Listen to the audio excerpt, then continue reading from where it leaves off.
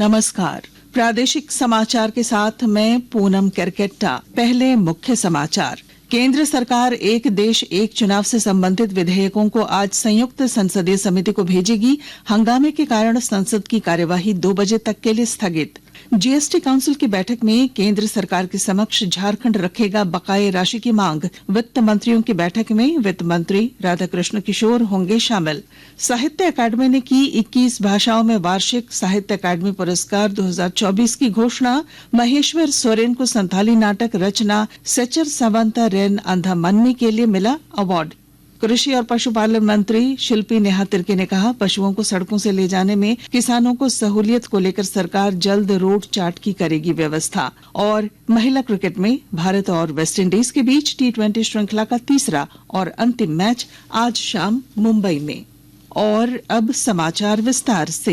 एक देश एक चुनाव से संबंधित विधेयकों को केंद्र सरकार आज 31 सांसदों वाली संयुक्त संसदीय समिति को सौंपेगी। प्रस्तावित समिति में लोकसभा के 21 सदस्य और राज्यसभा के 10 सदस्य शामिल हैं। इन विधेयकों को आधिकारिक तौर पर संविधान का 129वां संशोधन विधेयक 2024 और केंद्र शासित प्रदेश कानून संशोधन विधेयक 2024 नाम दिया गया है। इधर केंद्रीय गृह मंत्री अमित शाह की डॉक्टर भीमराव अंबेडकर पर टिप्पणी को लेकर विपक्षी दलों के हंगामे के कारण संसद के दोनों सदनों की कार्यवाही दोपहर 2 बजे तक के लिए स्थगित कर दी गई है। जीएसटी काउंसिल की बैठक में केंद्र सरकार के समक्ष झारखंड बकाये राशि की मांग रखेगा। झारखंड ने केंद्रीय फोरम में इस मांग को मजबूती के साथ रखने का फैसला किया है। 20 और 21 दिसंबर को केंद्र सरकार ने वित्त वर्ष 2025-26 के लिए राजस्थान के जैसलमेर में प्री बजट बैठक बुलाई है, जिसमें सभी राज्यों के वित्त मंत्री शामिल होंगे। इस बैठक में राज्य के वित्त मंत्री राधाकृष्ण किशोर भी शामिल हो रहे हैं। कृषि मंत्री शिल्पी नेहा तिर्की ने खूंटी जिले में कर्रा प्रखंड के जलटंडा पशु बाजार का निरीक्षण किया। इस अवसर पर उन्होंने बाजार की व्यवस्थाओं, स्थानीय विक्रेताओं की समस्याओं और बाजार के विकास के लिए आवश्यक सुधार कार्यों का जायजा लिया। स्थानीय किसानों ने कर्रा में कोल्ड चेन स्टोरेज बनाने का प्रस्ताव रखा, जिस पर मंत्री ने कार्रवाई का आश्वासन दिया। साथ ही जलटंडा पशु बाजार के अलावा जमहार बाजार को भी विकसित करने की बात कही। उन्होंने पशु व्यापारियों को सहूलियत देने के लिए योजनाबद्ध कार्य करने के लिए संबंधित अधिकारियों को निर्देशित किया। उन्होंने कहा कि सरकार जल्द ही किसानों को पशुओं की खरीद बिक्री के लिए रोड चार्ट की व्यवस्था करेगी। 10 दिन के अंदर एक नियम तैयार करने के लिए कहा गया है, जिस नियम के तहत हम लोगों का एक उपाय रहेगा कि कोई चालान की तरह जब आप पशु खरीदेंगे तो एक चालान निर्गत किया जाएगा, जिसमें आपका रूट भी वहाँ पे बताया जाएगा, कहाँ से आप कहाँ लेके जाने वाले। और थाना पुलिस को भी उसी तरह से निर्देशित किया जाएगा कि जिसके पास वो चालान है, सर्टिफिकेट है, उसका चालान को देखते हुए उसको उस स्थल तक जाने में कोई भी दिक्कत नहीं है। हम लोग इसको सरकार से लागू भी कराने का काम करेंगे और जो थाना पुलिस है उनको उसी तरह से निर्देशित भी किया जाएगा ताकि किसानों को समस्या ना हो। राज्य के श्रम नियोजन एवं उद्योग मंत्री संजय प्रसाद यादव ने कहा है कि उद्योग और कौशल विकास को सशक्त बनाया जाएगा ताकि मजदूरों का पलायन रोका जा सके। गोड्डा जिले में बसंतराय के मैदान में आयोजित स्वागत समारोह सह परिसंपत्ति वितरण कार्यक्रम में उन्होंने ये बातें कही। साहिबगंज में भी मंत्री संजय प्रसाद यादव ने उद्योग विभाग द्वारा किए जा रहे कार्यों की जानकारी ली। उन्होंने कहा कि क्षेत्र के मजदूर देश भर में कहीं भी काम कर रहे हैं, उनकी सूची बनाई जा रही है ताकि किसी भी परेशानी में यथाशीघ्र उन्हें मदद की जा सके। लेबर है, किसान है जो दूसरे प्रदेश में यहाँ से पलायन किया है, वो कैसे रुके और हम लोगों के पास कैसे उसकी पूरी जानकारी हो, इसके लिए हम लोगों ने मुख्यालय में भी रिव्यू किए हैं और यहाँ भी आज रिव्यू किए और उसमें वार्ड सदस्य को भी हम जोड़े हैं। कहाँ पे है, किस राज्य में है, किस रूप में है, सबको पता है। लेबर डिपार्टमेंट के सुप्रिंटेंडेंट को भी बोले हैं यहाँ पे कि आप इसका सर्वे कर लीजिए पूरी, और जो लोग बाहर है उसका मोबाइल नंबर, नाम और कहाँ पे भी है पूरा अध्ययन करना है। और आगे जो बिचौलिया दलाल यहाँ से ले जाता था वो नहीं ले जाए, क्योंकि वो यहाँ 1000 रुपया, 1200 रुपया, 800 रुपया बात करके ले जाता है, वहाँ ले जाके फिर वही 300, 250, 250 रुपया देता है, शोषण करता है। आकाशवाणी के ताजा तरीन समाचारों के लिए आप हमारी वेबसाइट news.on.air.gov.in पर लॉग ऑन कर सकते हैं। ताजा समाचार X handle @AIR news alerts और Facebook page All India Radio news पर भी उपलब्ध है। आप प्रादेशिक समाचार एकांश के एक्स हैंडल @AIR न्यूज_रांची और फेसबुक, इंस्टाग्राम पेज तथा YouTube channel AIR news Ranchi पर भी हमारे बुलेटिन सुन सकते हैं। प्रादेशिक समाचार आप आकाशवाणी रांची से सुन रहे हैं।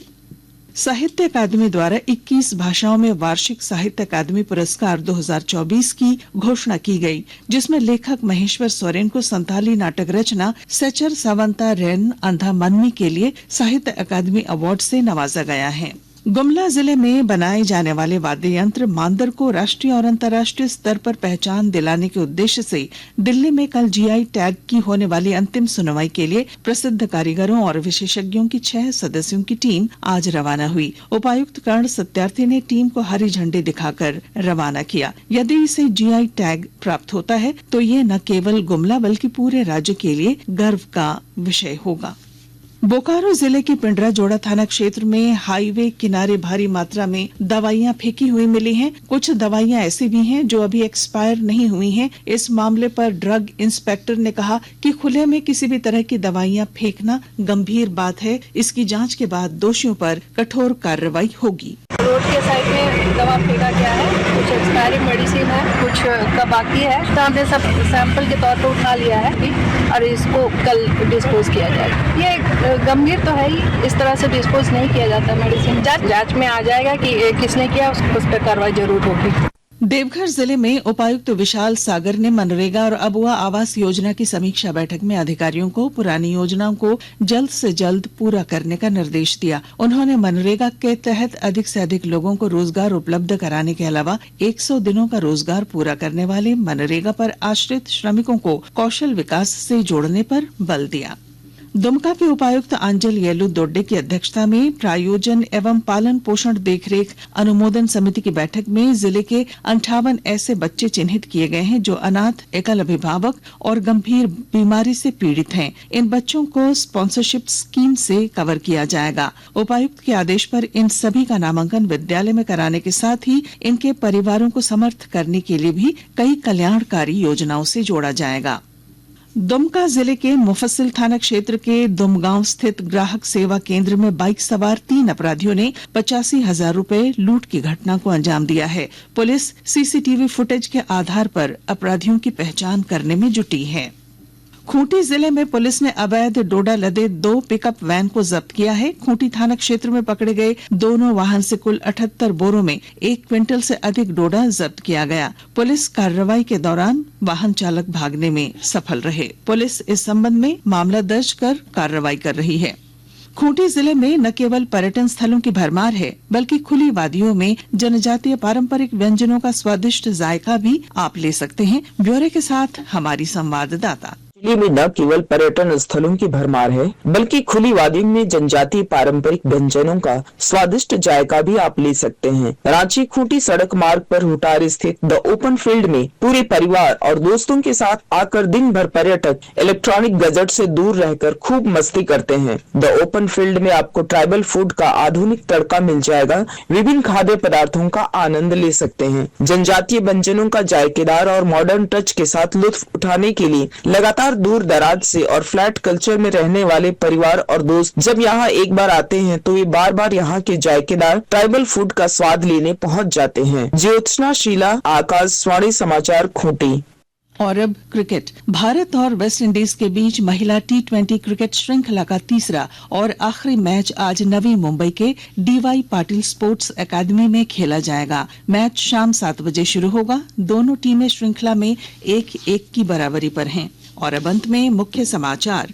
केंद्र सरकार एक देश एक चुनाव से संबंधित विधेयकों को आज संयुक्त संसदीय समिति को भेजेगी। हंगामे के कारण संसद की कार्यवाही 2 बजे तक के लिए स्थगित। GST काउंसिल की बैठक में केंद्र सरकार के समक्ष झारखंड रखेगा बकाये राशि की मांग।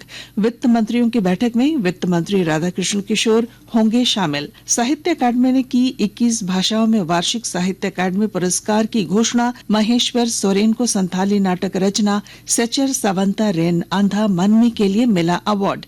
कृषि और पशुपालन मंत्री शिल्पी नेहा तिर्की ने कहा, पशुओं को सड़कों से ले जाने में किसानों की सहूलियत को लेकर सरकार जल्द रोड चार्ट की करेगी व्यवस्था। और महिला क्रिकेट में भारत और वेस्टइंडीज के बीच T20 श्रृंखला का तीसरा और अंतिम मैच आज शाम मुंबई में।